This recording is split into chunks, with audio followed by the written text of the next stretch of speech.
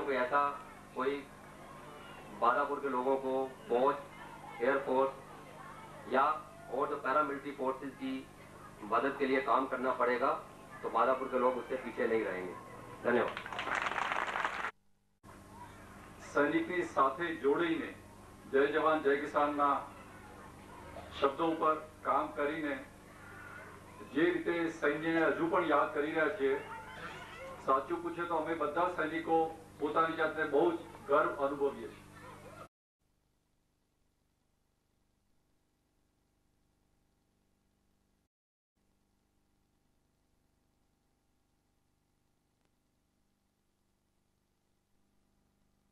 सांसें लेने को मजबूर सा मैं हो जाता हूँ। क्यों कि नफरत से भरे इस जंगल में कोई इंसान की खुशबू आती है। समाज में कोई एक इंसान जયારે મળી જાય ત્યારે એમ થાય કે ના ના ચાલો હજી થોડું જીવી લઈએ। બાકી તો એમ થાય કે પેલા ગાંધીજીના અંતેવાસીએ કહ્યું એમ કે મૃત્યુ કેમ નથી। कुछ और भी सांसें लेने को मजबूर सा मैं हो जाता हूँ। नफरत से भरे इस जंगल में कोई इंसान की खुशबू, इंसान की खुशबू आवे समाज। हमणा हूँ कच्छ में कथा करतो तो माधापर 1965 पाकिस्तान साथे जયારે भारतने वॉर लड़ाई थी ત્યારે बनेली घटना મને ત્યાંના માણસોએ કહ્યું। સર સેનાપતિ માધાપર ગયેલા ભારતમાં બિરદાવવા કે સામે જ ભુજ તો રહ્યું અને સામેથી એટલા બધું બોમ્બાર્ડમેન્ટ થાય કે રનવે તોડી નાખ્યો ભુજનું। આપણા પ્લેનો ઉડી ન શકે અને રનવે રિપેર કરવા માટે કોઈ મજૂર જાય નહીં। મરવા કોણ જાય? 100 રૂપિયા મજૂરી આપે, 200 આપે, કોઈ જવા તૈયાર ને રનવે રિપેર ન થાય તો સૈનિકો કહે હવે શું કરીએ, કેમ કરવું? કાલની કથામાં તમને હકીકત કહી રહ્યો છું। આવા પ્રસંગો બને ત્યારે એમ થાય કે નહીં। માધાપુરમાં જેને વાત કરી માધાપુરની બહેનો તૈયાર થઈ, કચ્છની બેન દીકરીઓ તૈયાર થઈ કે રનવે અમે રિપેર કરીએ। પુરુષો ન ગયા અને 150 માધાપરની બહેનો જઈ અને 24 કલાક મજૂરી કરી અને ભારતના સૈનિકો માટે રનવે તૈયાર કર્યા। આ ખબર રાષ્ટ્રપતિ, ભારતના વડાપ્રધાન અને સરસેનાપતિને મળ્યા ત્યારે ભારતનો સેના જનરલ માણેકશા સાહેબને ન ભૂલતા હું તો એ ગયા માધાપુર અને મારી બહેનોને પગે લાગવું છે આ ખુમારી। અને જ્યારે એને ભેટ આપવા ગયા ત્યારે બહેનોએ ના પાડી। પછી તો કળશ ચડાવી દીધો એને, મારાથી લેવાય ને કેમ કે એ તો મેં મારી ફરજ બજાવી કે અમે કઈ આમાંથી લેવાય। मैं अगर मांगू तुझे तो कुछ न देना तू मुझे। भगवान ने कवियों कहे कि मैं अगर मांगू तुझे तो हूँ कदाच भूल करी जाऊं, मांगू तो तू भूल करतो नहीं आपन। हाँ कदाच हूँ जीव छू मांगी लूं कि भगवान आटलू आप, पर तू तो दयालु समझदार से बुद्धिमान से, तू भूल न करीश आपन। कारण संबंध बगड़ से। सूफी कहता है मैं अगर मांगू तुझे तो कुछ न देना तू मुझे, क्योंकि वरना आशिक नहीं मजदूर हो जाऊंगा मैं। वरना आशिक नहीं मजदूर हो जाऊंगा मैं। પછી તારી સાથેનો પ્રેમી નહીં રહું, પછી તો તે મજૂરી આપી, મેં મજૂરીનું કામ કર્યું, સંબંધ પૂરો થઈ ગયો। મજૂરી રાખો માણસને 15 રૂપિયા મજૂરી આપો એટલે એ એને ઘરે, તમે તમારે ઘરે, સંબંધ પૂરો। मैं अगर मांगू तुझे तो कुछ न देना तू मुझे, क्योंकि वरना आशिक नहीं मजदूर हो जाऊंगा।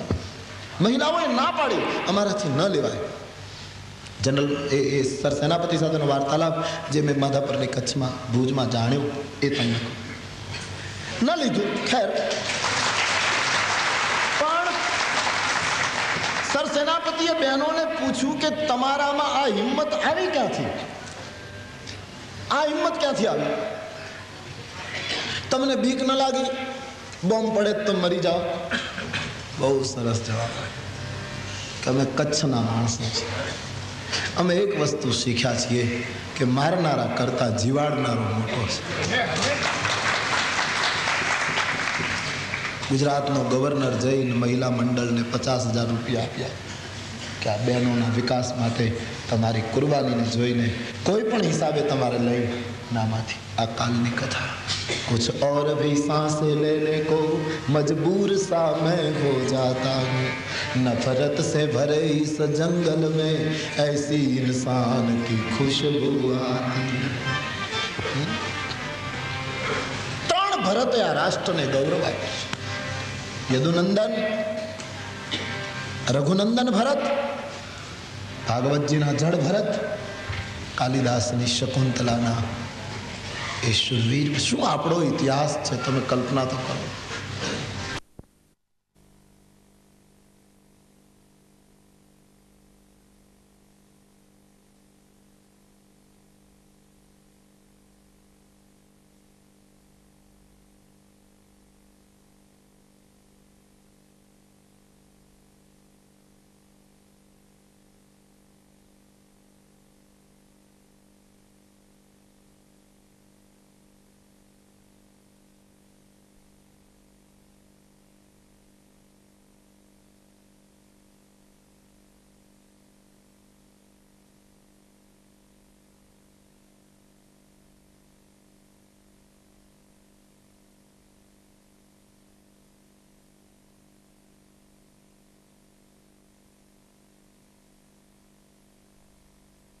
સૌએ પ્રેમથી કથા સાંભળી છે.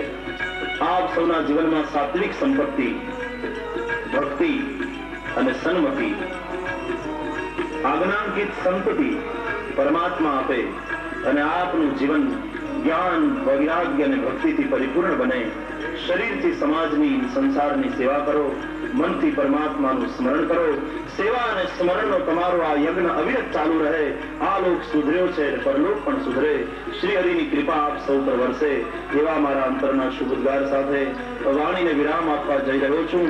आइए और चंद मिनटों के लिए भगवान का भजन कर ले. राजा राम राम राम सीता राम राम राम राजा राम राम सीता राम અને ભગવત કથાના આયોજનની સાથે સાથે ગૌ સેવાનું આ સરસ કામ કરીને પણ તમે ધન્યવાદને પાત્ર બન્યા છો.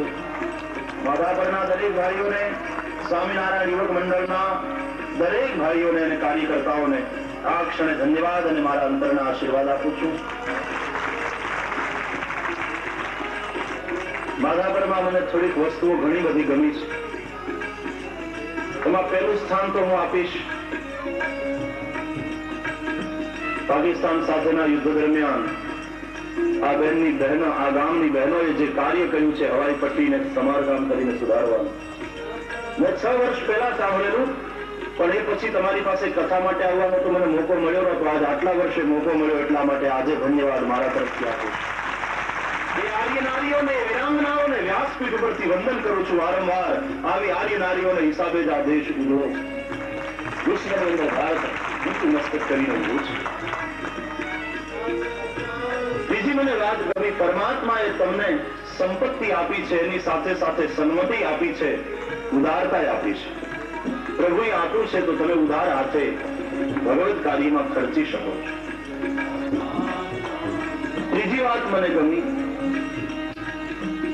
ગામમાં જે વૃક્ષારોપણનો કાર્યક્રમ ચાલે છે, હું સતત કથાઓમાં વૃક્ષોના જતન ઉપર વધારે ને વધારે ભાર દેતો રહ્યો છું. કહેતો રહ્યો છું કે આરસ પથ્થરનું મંદિર બનાવનારા કરતા ઝાડવાને જીવતા રાખીને મોટા કરે એને હું વધારે શ્રેષ્ઠ ગણું. જો આપણે વૃક્ષોનું જતન કરીશું તો વારંવાર આ દુષ્કાળ આવે છે, આવું તો બંધ થશે. તમારી વૃક્ષારોપણની પ્રવૃત્તિ એટલી બધી મને ગમી. ચોક્કસ 10 વર્ષ પછી આખી જંગલની ઘેઘુર ઘટામાં માધા પર વસેલું હશે, દિવ્ય વનરાજી હશે. એટલું સરસ જીવાયું છે. આપે એટલા સદગુરુદેવ કી જય, નારાયણ મહારાજ કી જય. ઓમ નમઃ પાર્વતી પતય. હર હર મહાદેવ. જય જય. વૃક્ષમુનિ વિવાહના બીજાઈ પ્રેમની હિરણ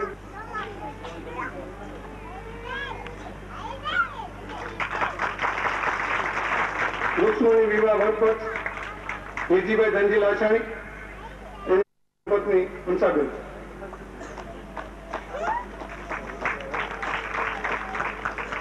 ઉષા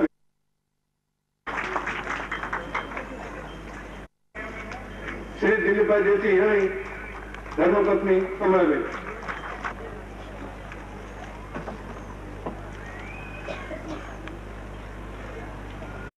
આ દિલીપભાઈએ આ બે પ્રસંગોમાં પ્રાસંગિક યજમાન થયેલા. કૃષ્ણનો વિવાહ કન્યા પક્ષ અને નરસિંહ હતા. હવે આજે બપોર બાદ આપણે અહીં હવનભાઈ મંદી વરસાણી અને ધર્મપત્ની ધનુબેન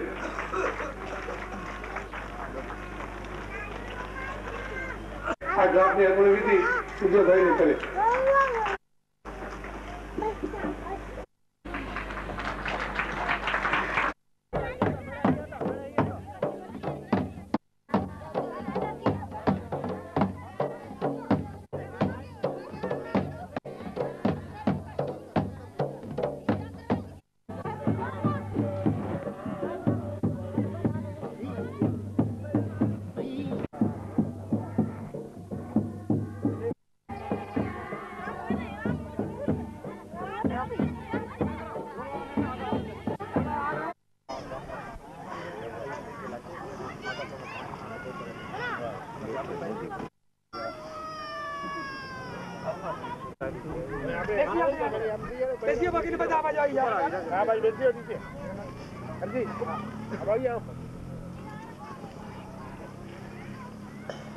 અહીં પાણીનો કૂવો અને ટાંકો પણ ઉભો કર્યો છે.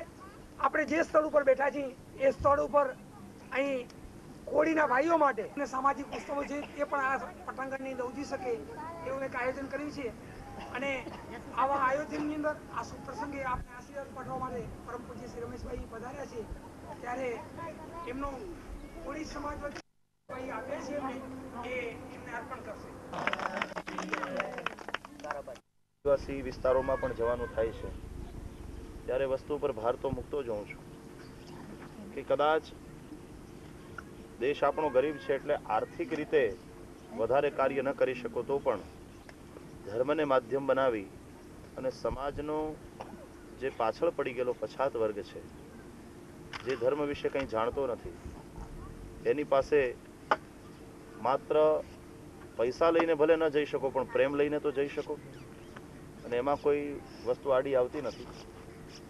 તો એ જે વસ્તુ હું કહેતો રહ્યો છું એને આજે આવા પ્રસંગોએ ચરિતાર્થ થતી જોઉં છું એટલે આનંદ છે. જે રીતે મેં જાણ્યું, હમણાં એક ઘરમાં ગયો અને ભાઈએ કહ્યું, ગાભાભાઈએ, કે ગરીબ માણસ છીએ બાપુ. પૈસાથી ગરીબ એ કોઈ ગરીબ નથી હોતો, સંસ્કારથી ગરીબ હોય તો એ ગરીબ છે. અમુક જ્ઞાતિ છે એટલે માટે અછૂત છે કે અસ્પૃશ્ય છે એવી રીતે નથી હોતું. અસંસ્કાર હોય તો અસ્પૃશ્ય છે, પછી ભલે બ્રાહ્મણ હોય, જે તે ખાતો હોય ને જે તે પીતો હોય, તો અસંસ્કારથી માણસ અસ્પૃશ્ય બને. તમારા કપડાં ભલે ફાટેલા હોય પણ તમારા સંસ્કાર ન ફાટવા જોઈએ, તો તમે ગરીબ નથી, તમે શ્રીમંત છો. જે પ્રમાણે હમણાં ગાભાભાઈએ કહ્યું અને મને દિલીપભાઈએ પણ વાત કરી એ પ્રમાણે તમારી જૂની રૂઢિ પ્રમાણે તમારા ભાઈઓના નામ અબ્દુલ ને આન તેને એવા બધા હોય છે એવું મેં જાણ્યું. એ સાંપ્રત સમાજથી ક્યારેક જુદા પડી ગયા છીએ આપણે, તેથી એવું બન્યું હોય. અત્યારે એ નામ તો વ્યક્તિની ઓળખાણ માટે જ હોય છે, નહીં તો વ્યક્તિને ઓળખાય કેમ? પણ એ નામ પણ જો ભગવાનના નામ ઉપરથી હશે તો તમારા મોઢે અનાયાસે ભગવાનનું નામ નીકળશે. અને અનાયાસે કોકને બોલાવા જાઓ ને તમે નામ લો, એ નામનું ફળ મળે છે. તો એ નામકરણમાં પણ ફેરફાર તમારો કરી નાખો વ્યવહારની અંદર. જુમ્માને જગદીશ કરો, રહેમાન હોય એને રામ કરો. તો અને હવે પછી તમારી જે નવી પેઢી છે, બાળકો છે, એના નામ બરાબર રાશિ જોઈ અને એ પ્રમાણે કોઈને પૂછીને રાખવું